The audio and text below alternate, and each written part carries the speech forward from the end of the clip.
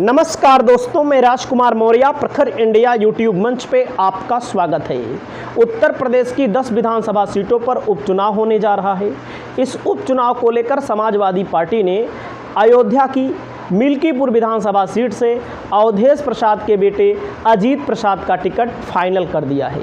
औपचारिक ऐलान अभी नहीं हुआ है। औपचारिक ऐलान उसी दिन होगा जिस दिन चुनाव आयोग प्रेस कॉन्फ्रेंस करके ये बता देगा कि इतनी तारीख को चुनाव है। मैंने आपको पहले भी बताया है, चुनाव 20 अक्टूबर से लेकर 25-26 ऐसे अक्टूबर में चुनाव हो जाएगा। नोटिफिकेशन सितंबर में ही आएगी।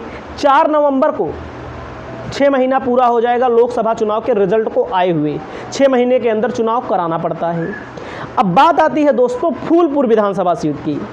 फूलपुर विधानसभा सीट वह सीट है जिन सीटों में भाजपा की जो विधानसभा की सीटें खाली हुई हैं, जहां भाजपा जीती थी, भाजपा के सहयोगी जीते थे, उनमें गंवाने वाली सीट को मैं मानता हूं। बीजेपी इस सीट को गंवा सकती है अगर समाजवादी पार्टी ने पीडीए, पिछड़ा दलित अल्पसंख्यक की राजनीति को करते हुए बेहतर टिकट दिया तो।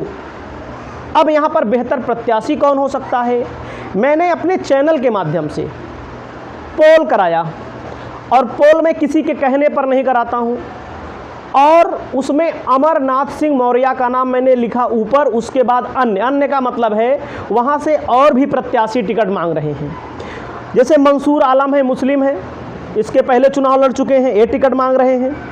और इसके अलावा मुर्तजा सिद्दीकी जो पिछली बार 2700 वोटों से चुनाव हार गए थे, ये भी टिकट मांग रहे हैं। दूधनाथ पटेल भी मांग रहे हैं। पटेल, मौर्य, कुशवाहा, पासी समाज के लोग, तमाम लोग टिकट मांग रहे हैं।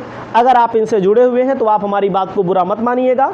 मैंने जो पोल कराया 10,000 लोगों ने उस पर टिक किया, और 1-2 लोगों को मैं टिक करवा सकता हूं, 10,000 लोगों से मैं टिक नहीं करवा सकता हूं। तो अमरनाथ मौर्य का नाम सबसे ऊपर आया। क्यों आया?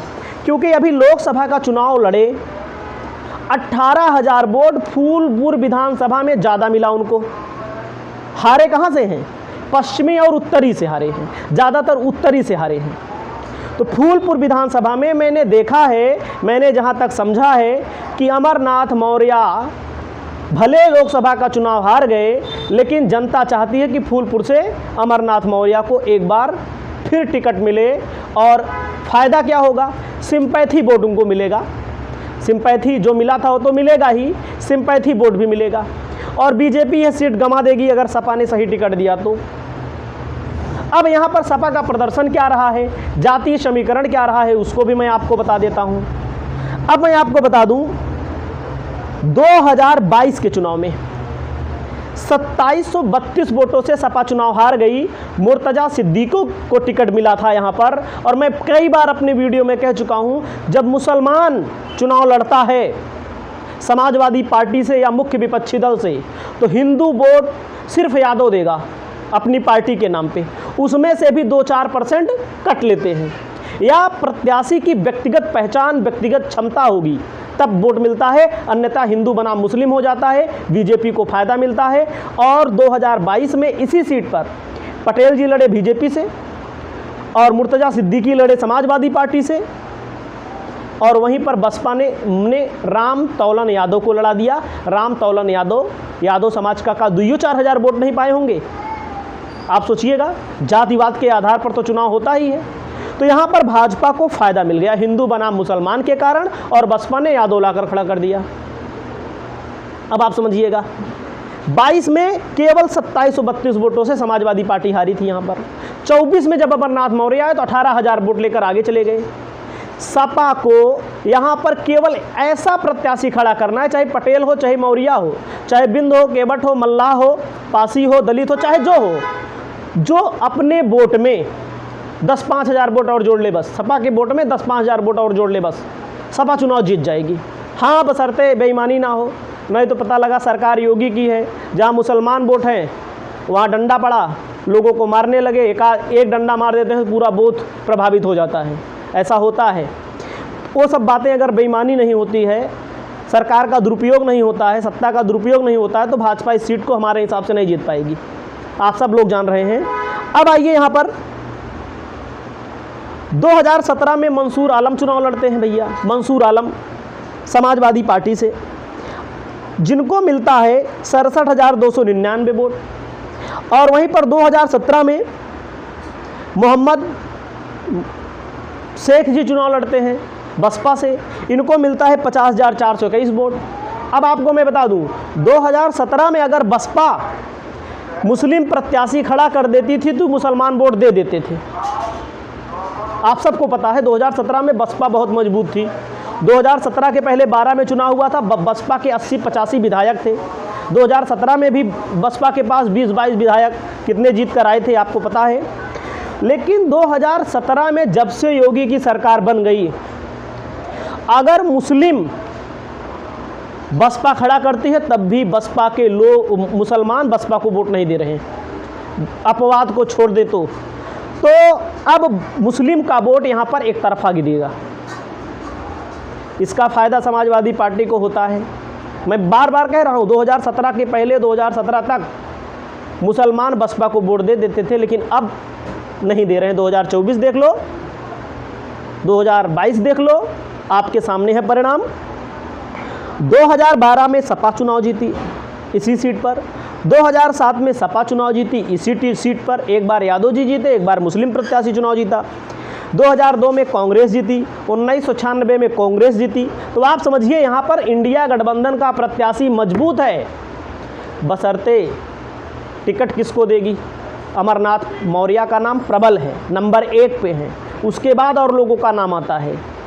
अब मैं आपको बता दूं जातीय समीकरण यहाँ का क्या है भैया।